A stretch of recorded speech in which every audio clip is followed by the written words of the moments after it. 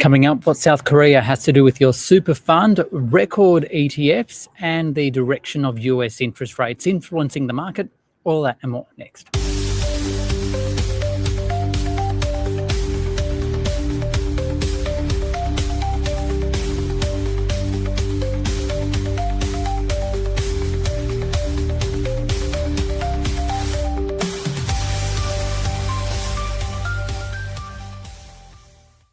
Hi everyone, welcome to the SBS On The Money podcast for this Thursday, the 2nd of July 2026, a day where the Australian share market was flat. We'll have the details though with Chris Weston from Pepperstone in a few moments, including the rise of ETF popularity.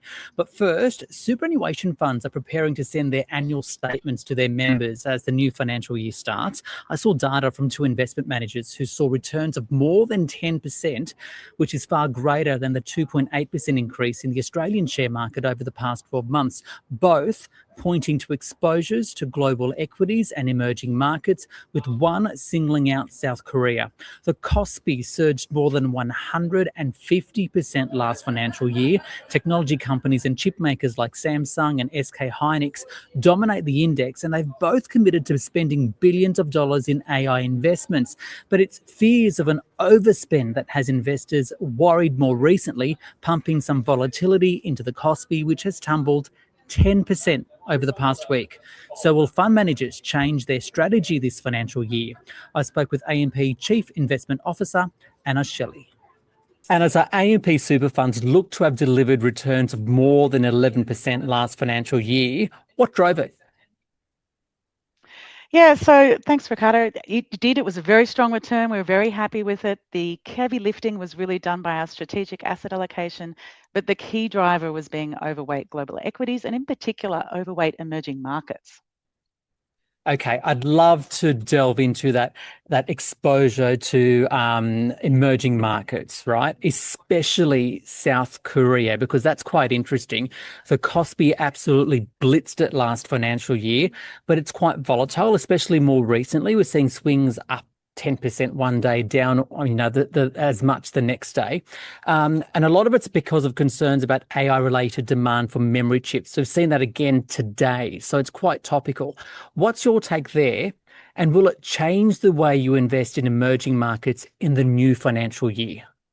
Yeah, so look, I think we can expect ongoing volatility. There's a lot of speculation in the space. There's also a lot of levered ETFs that play in this space. And we do see quicker and more severe market reactions around earnings results. But fundamentally, we think that there will continue to be exceptionally strong demand for high bandwidth memory chips in particular. So we think that will continue. We think the opportunity remains. Korea itself is on 8.5 times earnings for 2026 and only just a scratch over 6 times for 2027. So despite the fact that it's had such a huge run, we think there's still good value in that market, and EM and Korea in particular remain one of our strongest conviction overweights. Okay, so that's South Korea and emerging markets. What else do you see as key investment themes for this financial year? Yeah, so I think we're still very positive on the US. There's a few things to watch in the US. I think the changes at the Fed are fascinating, and who knows how that will pan out and how extensively they might change things there. But I think everyone's got a bit of a concern around interest rate risk. I'd say domestically here in Australia, we're a little concerned about the housing downturn here. We think it will proceed over the next 1 to 2 years in a similar fashion to other downturns that we've had in the past. So maybe a top to bottom fall of around 7% over the next couple of years. That's obviously going to impact on consumer sentiment and consumer demand here domestically. And so we think there could be a bit of a bifurcation here in Australian equities. We'll have commodity strength on the one hand, but then consumer related and bank weakness potentially on the other.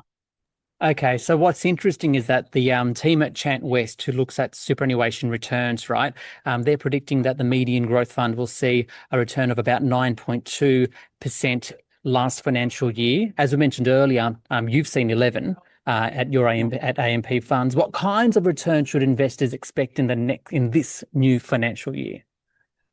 Well, we think they should probably temper their expectations a little bit. So we would suggest a bit lower, somewhere between 6 to 8% type returns. But it is all very dependent on global equities, and it's very dependent on the prospects, the revenue, the earnings, the profit, dare I say, that comes out of the AI related sector globally. So look, that could take us anywhere, but hopefully we remain optimistic, and we think, if anything, that will provide some uplift to returns going. That's AMP Chief Investment Officer Anna Shelley there. From superannuation, let's go to ETFs. And there's been a surge in listings of exchange-traded funds in Australia, a record 72 new ones on the ASX last financial year. And with around 460 of them on market, they're worth more than $350 billion. What are they and what next? For that and more, I spoke with ASX Investment Products Manager, Rory Cunningham. Rory, what exactly is an ETF and how does it work? Yeah, so it's best that investors think of an ETF as like a basket of investments that they can buy in a single trade. So with one trade, an investor gets exposure to many underlying investments. So think about it, instead of buying 50 shares, with one ETF, it can give you exposure to all 50 of those shares. In addition, they trade like a share on the ASX, so you buy and sell them on the ASX during the trading day through a broker. And at the end of the day, ETFs are designed to make investing simple. So investors can access Australian shares, global shares, bonds, commodities, other asset classes through a single trade. And really, ETFs are trying to offer investors a low-cost, diversified way to access those investment opportunities. Run us through some of the risks involved, though, because ETFs, while they trade on the share market, for example, like shares can rise and share values can fall at the same time, right? Yes, yeah, that's right. And it's a really important point. It's very important that investors understand with every investment that they make, what the risks are of that investment. And ETFs do reduce some risks, but they don't remove all investment risk. So a few risks to highlight. One would be market risk, as you referred to just there. If the underlying market, so that could be Australian shares or US markets, if they fall, then the ETF that is tracking those markets will also fall too. Not all ETFs are the same either. So some track broad markets, while others focus on a single sector, theme, or strategy, which may be more volatile. So it's really important for investors to know what they own. I think one of the great things about ETFs is that they're transparent. So investors can look under the hood and they can see what the ETF owns. All right, but run us through just how popular they've become. How many are we seeing these days, and who exactly is buying them? Yeah, so they have become very popular in the Australian market and also around the world. So on the ASX, we now have more than 450 ETFs listed on the ASX, and we actually had a record number of ETFs that listed on the ASX this year, with 72 new ETFs that came to the market. In terms of size, there's over $350 billion of investors' capital invested in those ETFs that are on the ASX, and investors added over $50 billion this year to those ETFs. That's financial year. And across Australia, there's more than 2 million investors that now hold ETFs. And they're a combination of different types of investors. So younger investors, older investors, self-managed super funds are big adopters of ETFs as well. Is it an Australian-only love affair? I mean, how do we compare with other investors around the world? Yeah, so ETF markets around the world have been growing at a rapid pace. So the trend that we're seeing here in terms of popularity of ETFs is not just isolated to Australia. It definitely is a global trend. The US is still the largest ETF market in the world. There's over 5,000 ETFs listed on that market, which is natural given the size of the US market. But definitely around the world, we're seeing growth in ETFs.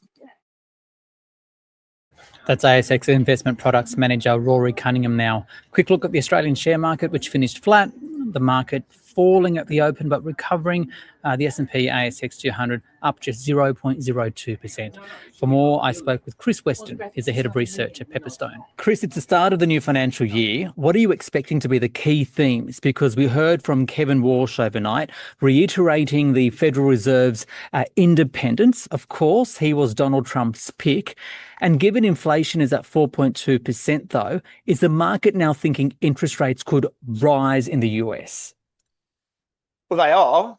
They're certainly expecting. I mean, I think the dot plot projections at the last Fed meeting had a big hand in that as well. I mean, I think the biggest thing that Kevin Walsh has done is to say that we're not going to communicate with the market as much as we did. We're not going to give this forward guidance, which was a policy tool in its own right that suppressed volatility in various markets. And by adding an extra level of volatility into markets, people are going into future Fed meetings going, we just don't know. We don't have that guidance that we did before. And then we're going to be guessing. We're going to have lower conviction to be able to price the risk. And, that's going to lead to higher uncertainty. So, it's quite interesting for traders. But, the market's saying now there's a 30% chance that we get a rate hike in the July meeting. Obviously, that's going to change around with the next payrolls number, which is coming up tonight. And then we've got the CPI number coming on the 14th of July. And it's the same day just after that we get, Kevin Walsh speaking to the House panel. So, depending on what happens with CPI and the payrolls number, I mean, we could be looking at a market going into it 50-50. And so that's a really interesting dynamic. By the end of the year, what we're pricing, a full rate hike, 1.5 rate hikes by the end of the year. So the market's saying, look, we expect rate hikes to come through, but a lot needs to go right in that situation. But I think Kevin Walsh is his own man. He'll say it as he sees it. And I think the market is giving him a strong air of credibility that we didn't have under previous presidents. And I think as a result, the US dollar's rallied on the back of that. Yeah, is that the main reason why we've seen that strength in the US? And as a result, we've seen the Australian dollar fall to below 70 US in recent weeks? Well, there's a whole laundry list of factors. I mean, we could probably put the World Cup in there as well, because there's going to be a boost to spending that we typically see in the host nation. So I would have put that would be like a small factor. But look, I mean, I think Kevin Walsh has injected a fresh bout of credibility into the Fed. We saw the Supreme Court talking about Lisa Cook, but I think independence has been pushed back a bit. Look, they've got higher inflation, but they've got the growth to back it up. There's a whole multitude of reasons. But, I think from a psychological perspective, a world that has gone from thinking the next move is going to be a cut and by how many over time to one now it's very much did they move sooner?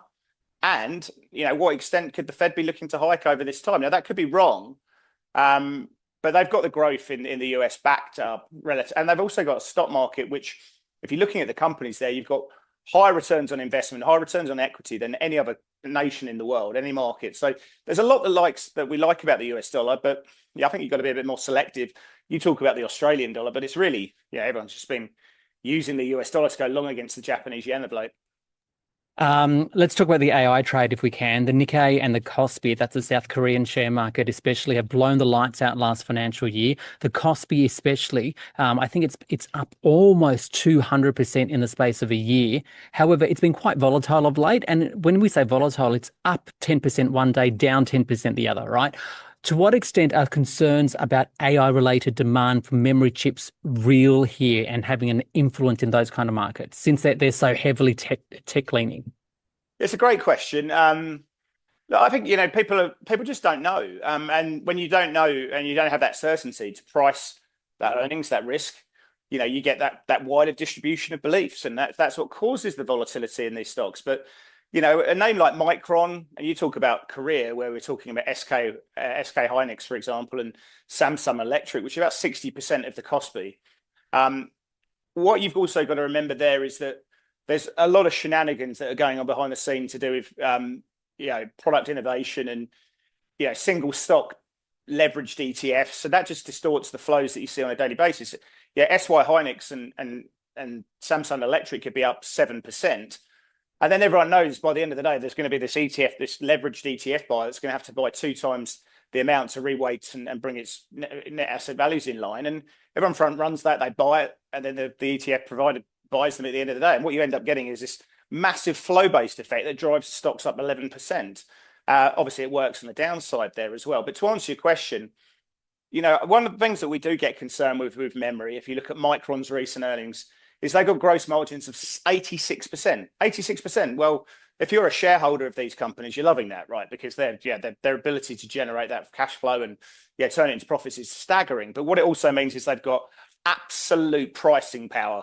And when you've got absolute pricing power, what happens is, the demand kicks up, there's bottlenecks, the cost of memory keeps going up, whether you're talking HBM, whether you're talking DRAM or NAND. And that just causes inflation. And there's an elasticity of demand that eventually kicks in. So all of this does have an effect, and there will be a biting point, you're sure. You mentioned ETFs earlier. It's interesting to see here investors shifting to that sort of asset. The ASX saying today a record 72 ETF listings is what it saw over the last financial year. But what about overall new listings? I mean, we're talking about the success of ETFs. We haven't seen as many IPO listings, right? What kind of appeal is there for companies to list in Australia? And what does it mean for you as an investor when you're looking at these types of opportunities? Well, you want to go where the capital goes and innovation is, and you want to be amongst that market because, that's really where you're going to see those bigger flows. Your chance to outperform, create liquidity is going to be there. And I mean, if you go into the market for 2027 FY, I think there's one stock that everyone's looking at, and that's Canva, of course. And, they're talking about a $42 billion valuation. If it was to go in at that sort of valuation, and that will be determined by the free float of the stock, you're probably looking at a stock that's just going above ResMed at the moment. It's that 15th biggest stock in the market if it goes into Australia. And that would be great for the ASX. We'd love to see that. We'd love to see some of these companies coming and actually give us some tech representation because our tech sector is so small. And that's why, as an index, we've underperformed the NASDAQ, the KOSPI, the TAIEX, and the Nikkei because we've just got such a small contribution for tech companies. If we can have some great innovation companies like, Rocked or, I'm looking at some of these Finnish technologies and certainly Canva, then we'd have a different market structure and it would change the dynamics of the ASX 200. Unfortunately, I think Canva does have that situation where they're saying, well, maybe we go to the US, maybe we go to stay in Australia because our owners are Australian. But I think where would you go? Would you go to US if you've got a unique business model, a really interesting investment case? I think people will probably go to the US in that situation. Okay, and just wrapping up very quickly, what are you telling your clients right now and where do you see the opportunities for investors? Well, I think, we still like the AI space. We like the tech space. But I think what we're seeing at the moment is just people working out and taking out some of that really extended positioning out of memory. I wouldn't be touching that right now. There's going to be a buying opportunity, but you just let it clean out. You go into earnings season, coming out in a couple of weeks. And then I think people will start buying this out. So I think, stay cautious at the moment. Take some off the table in some of the really well-loved areas of the market, like analog and memory and those kind of areas.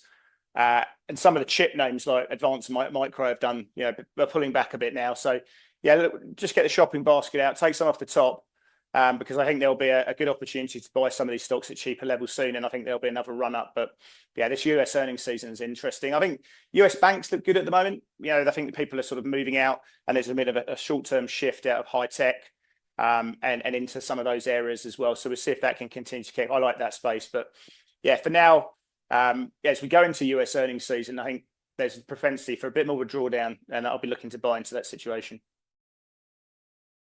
It's Chris Weston there from Pepperstone, and he wraps up the podcast for this Thursday. Give it a like, review, and subscribe if you enjoy it. Don't forget you can watch On the Money during the 6:30 weekday edition of SBS World News on SBS. The podcast returns tomorrow. It drops after the market close, and I'll catch you there. This SBS On the Money podcast is provided for informational purposes only and should not be understood as constituting advice or a recommendation. It is not personal advice, and it does not consider your personal circumstances or objectives. You should contact a licensed professional before making any financial decisions.